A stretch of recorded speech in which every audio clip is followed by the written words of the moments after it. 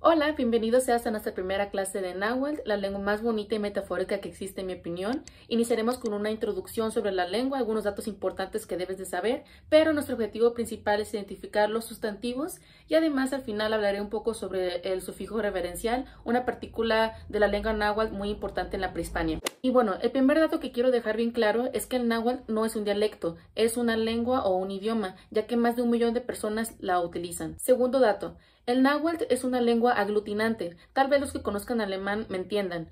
La aglutinación es el procedimiento que consiste en unir 2 palabras para formar un solo concepto. A estos conceptos también se lo conocen como nombres compuestos y en español también lo tenemos. Por ejemplo, en las palabras sacapuntas, cumpleaños, lavaplatos, etc. Algunos ejemplos de palabras compuestas en el náhuatl son Xochiquetzal, que como se puede ver se divide en 2 palabras, Xochitl, que significa flor, y Quetzal, que se refiere al animal y además a las plumas de este. Y la unión de estas 2 palabras lo utilizaban para designar algo en extremo hermoso. En la aglutinación se puede unir tanto sustantivos como verbos o pronombres para formar un solo concepto. El tercer dato que debes de saber es de que el náhuatl no tiene una escritura ya que es una lengua hablada. Los náhuatl no desarrollaron una ortografía o un abecedario como está en el español o en los demás idiomas, ya que ellos utilizaban más que nada pictogramas o glifos para expresar sus ideas. Pero no confundan no tener escritura con no tener literatura, ya que los náhuatl sí contaban con literatura, pero esta era transmitida de manera oral. Así que la ortografía está hispanizada, ya que cuando llegaron los españoles, ellos trataban de transliterar lo que escuchaban con los fonemas del español. En el náhuatl solo se pluralizan los objetos animados como los animales y personas. Las únicas excepciones a esta regla sobre la pluralización son Tepetl, que significa cerro, y Citlali, que significa estrella, y esto se debe por motivos religiosos y mitológicos. Y bueno, dicha ya esta introducción, es momento de adentrarnos al corazón de este video, el sufijo absolutivo.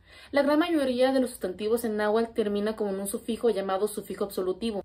Hay 5 tipos de sufijos absolutivos: tl, tli, li, in y el no marcado.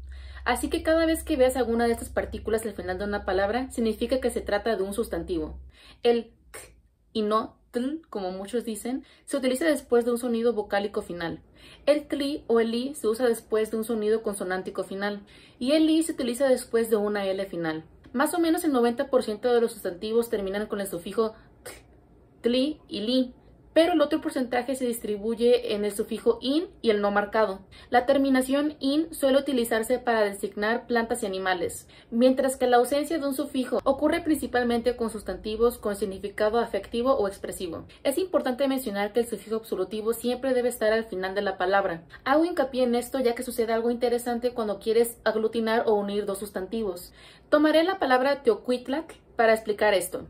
Como pueden ver, este concepto se divide en 2 partes. Teotl, que significa Dios, y Cuitlac, que significa caca.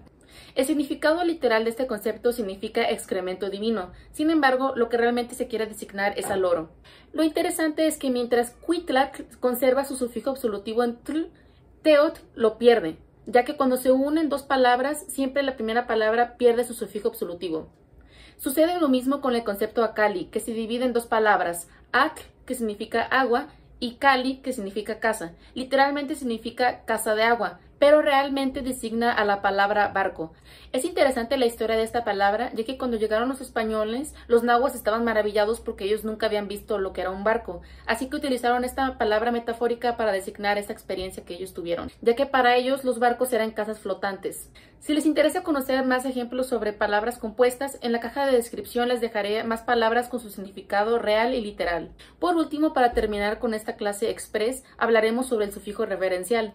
El náhuatl posee una serie de sufijos que, cuando se agregan a una radical nominal, agregan un valor cuantitativo o afectivo.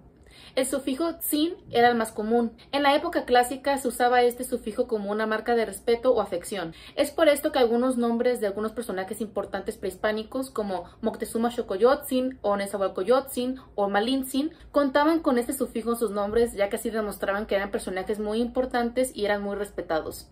El sufijo reverencial no se utiliza solamente en nombres, también en frases. Por ejemplo, en la frase nopiltzin podemos ver el prefijo no, que es un pronombre posesivo, que significa mi, la radical pil, que viene de pili, que significa hijo, y al final el sufijo reverencial tzin. La unión de estas 3 partículas da el significado de mi querido hijo. Y bueno, esto fue todo por nuestra clase Super Express de hoy. Aunque los datos que les proporcioné en este video fueron un poco básicos, ahora cuentas con una base bastante fuerte de náhuatl, ya que aprender a reconocer los sustantivos en cualquier idioma es un proceso muy importante. Escogí este tema como el primero, ya que demuestra a la perfección el sistema morfológico tan exacto del náhuatl. Cada prefijo, acento, partícula o sufijo tiene su razón de ser en una palabra o en una frase.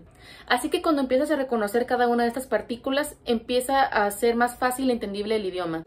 Y bueno, muchas gracias por tu tiempo y por tu atención. No te olvides de darle like a mi video y suscribirte a mi canal. Sin nada más que decir, me despido. Adiós.